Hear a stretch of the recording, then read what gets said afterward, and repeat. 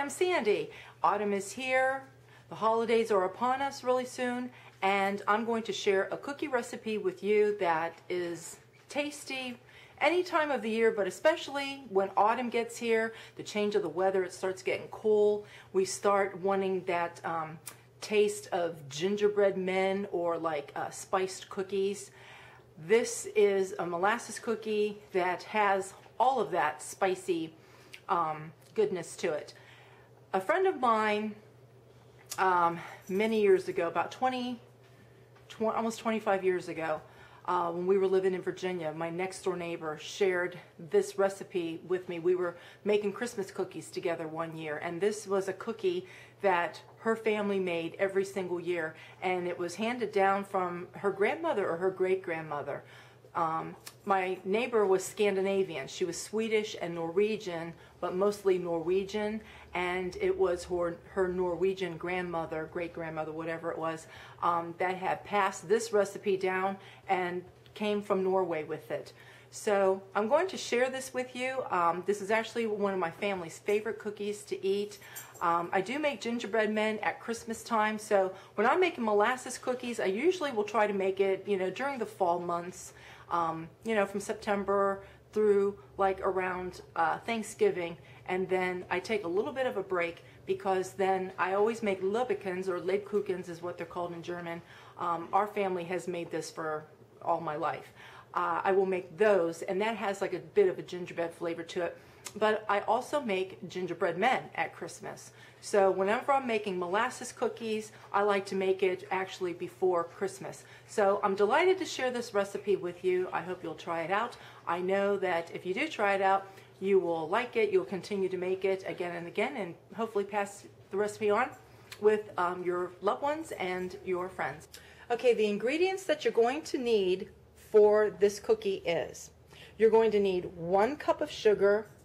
You're going to need 3/4 cup of Crisco. You cannot use butter. That's what my neighbor told me. She said you cannot use butter. It has to be Crisco. We need 1 egg. We need 1/4 cups of molasses. And if you have dark molasses, that is even better because it's a richer molasses. And our dry ingredients, we need 2 1/4 cup of flour, and I have my flour sifted. We need 2 teaspoons of baking soda. We need 1/2 teaspoon of salt, 1/2 teaspoon of cloves, 1 teaspoon of cinnamon, 1 teaspoon of ginger. And we're going to get started putting all of this together. Okay, first we need to combine our shortening. It's just like when you're making any sort of cookies. You need to cream together your shortening and your sugar. So I'm going to get this creamed together, and then after it's creamed together, then I'll be adding my egg. Okay, next I'm going to go ahead and just put all my dry ingredients in, and I'm going to put in about 1/2 of the flour.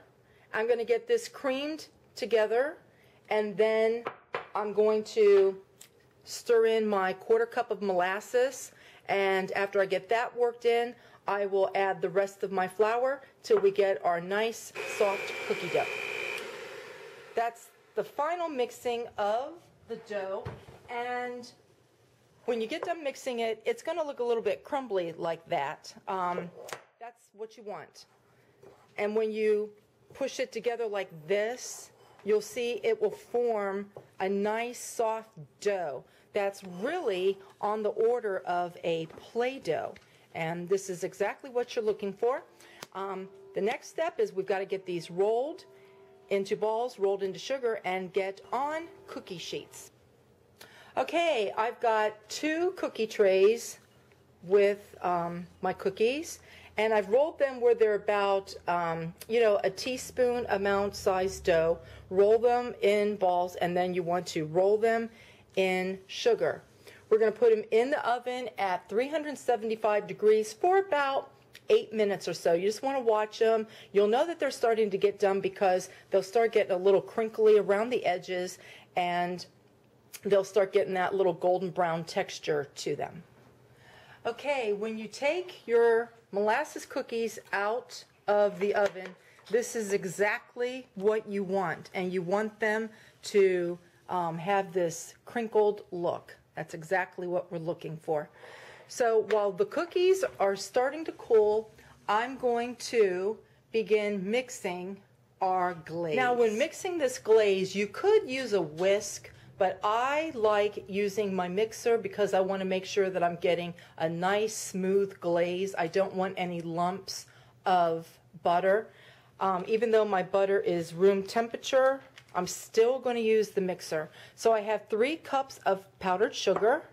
I have 1 tablespoon of butter, and then I'm going to add some milk.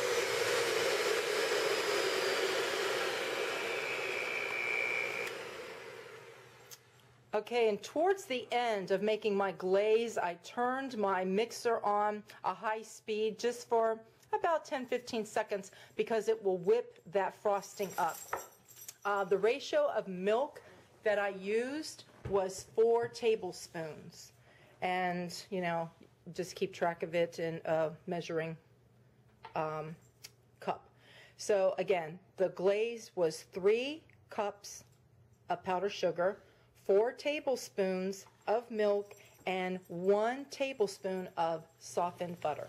So when your molasses cookies are frosted with the glaze, and you can do them while they're a little bit warm, that's what I did, because then they'll start to drizzle down. You don't want to do them while they're hot. Let them set for a little bit, but even while they're still a little bit warm, go ahead and put your frosting on, because as I said, it will start to drip down to the sides.